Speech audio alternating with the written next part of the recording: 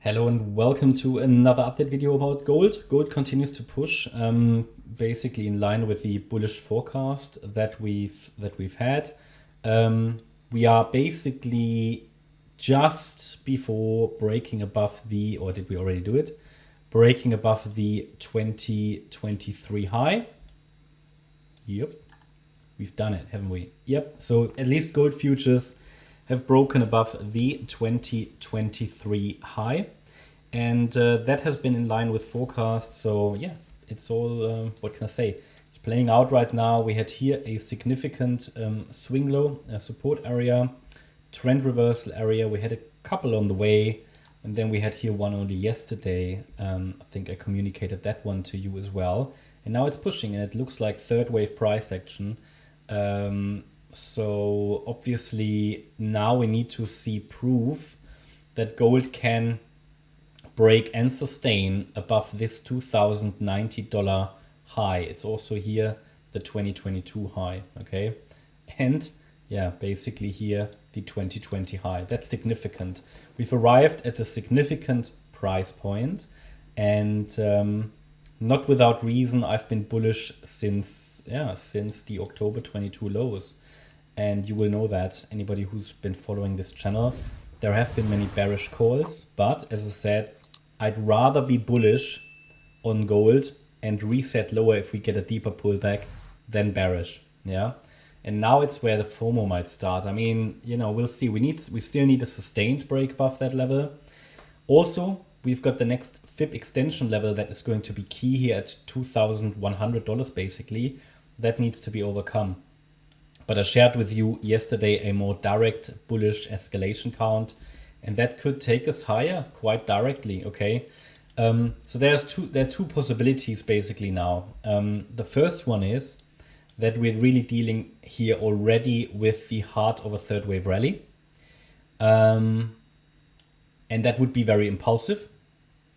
However, as I explained to you yesterday, it is also possible that we're dealing here with a very, very difficult diagonal structure, because we're basically moving in a fifth wave, and the fifth wave can be an ending diagonal. So that would not really impact targets much, but it means we have to deal with, let's say, slightly scaled down Fibonacci extension targets. It will be less aggressive. At least that's a potential.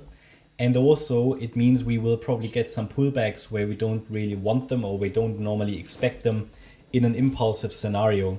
Because as I explained to you, this wave one, you can count it impulsive, but that dip was quite strong. So we can also count it as an ABC structure in wave one, ABC in wave two. What we're doing now could be an A wave. Yeah, it's a nice three wave move up right now. ABC and A, that could be the A wave. Then we get a deeper pullback in wave B, and then we could rally higher in wave C. So that's how it could move higher. But it would mean, you know, that all of these waves are going to be corrective, which is why we just need to be on the lookout for potentially deep pullbacks along the way.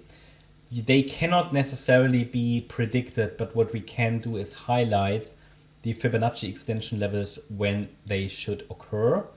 These pullbacks when the pullbacks should occur. For example, if this really was here an A, B, C structure, then it would actually be quite likely for the price to push more directly to around about 2,140.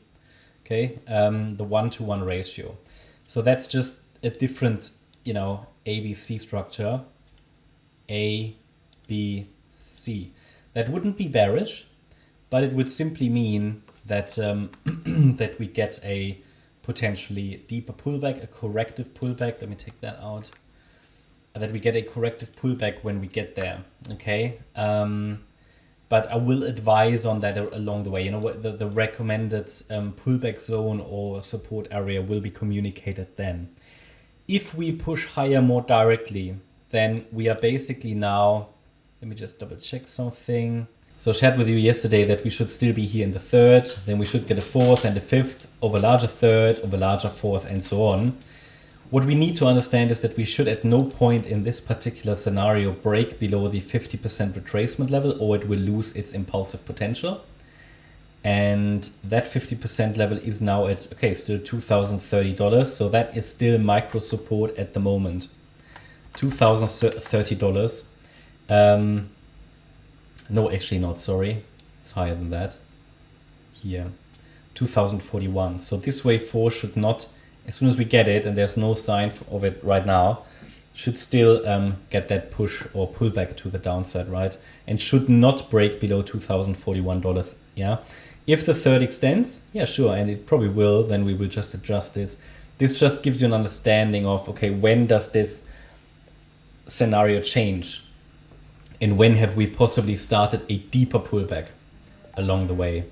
But ideally, we're just following the white wave count through here. No?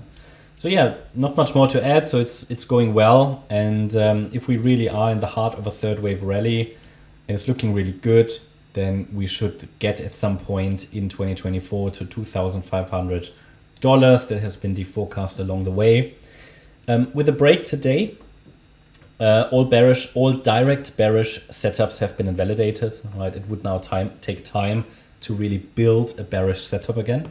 So yeah, it's all good. So hopefully the analysis has helped you along the way, you know, all the recent weeks and months, and it seems like it's finally coming true. Okay, that's my update about gold. I hope you liked the update. If you did, please hit the like button, leave a comment and subscribe. And if you're interested in daily updates about the S&P 500, as well as regular updates about stocks, then yeah, check out the stocks and S&P 500 service that you can find the link in the description. Thanks a lot for watching. Bye-bye.